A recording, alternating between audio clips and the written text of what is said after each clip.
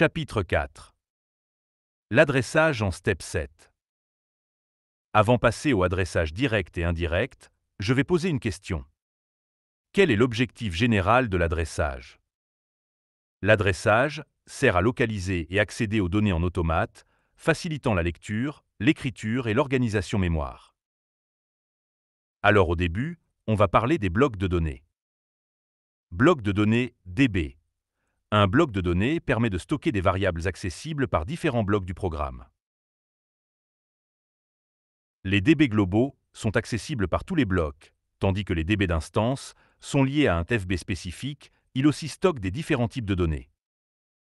Dans un automate Siemens S7, l'exécution du programme commence par l'OB, bloc d'organisation, comme OB1, démarre le cycle principal et appelle d'autres blocs via call. Les FC, fonctions, réalisent des opérations sans mémoire interne, accédant à des données partagées via un DB global ouvert avec l'instruction AUF. Les FB, blocs fonctionnels, exécutent des tâches complexes et stockent leurs données dans un DBI, conservant leur état entre les cycles. Pour accéder aux données d'un DB en step 7, on utilise la commande AUF. Par exemple, DBX 5.6 pour accéder au bit 6 d'octet 5 dans un DB. DBB1 pour accéder au octet 1. DBW3 pour accéder à un mot composé des octets 3 et 4. DBD6 pour accéder à un double mot composé des octets 6, 7, 8 et 9. Si l'on a besoin d'ouvrir le bloc de données DB10, on utilise la commande AUF DB10. Et pour accéder à une donnée dans ce bloc, on ajoute DB10 avant l'adresse de données.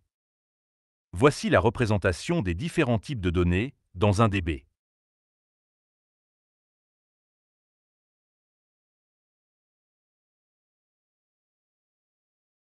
Passons maintenant à l'adressage direct. L'adressage des opérands dans langage STL peut être absolu ou symbolique. Adressage absolu utilise directement les adresses mémoire des entrées, sorties et blocs de données, par exemple E7.4 et DBBC.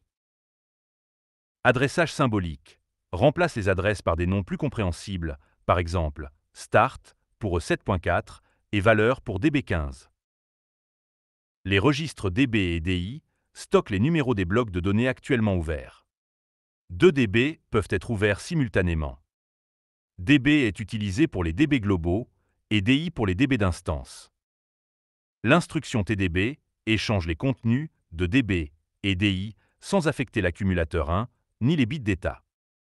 Ces instructions permettent de charger le numéro et la taille des blocs de données ouverts.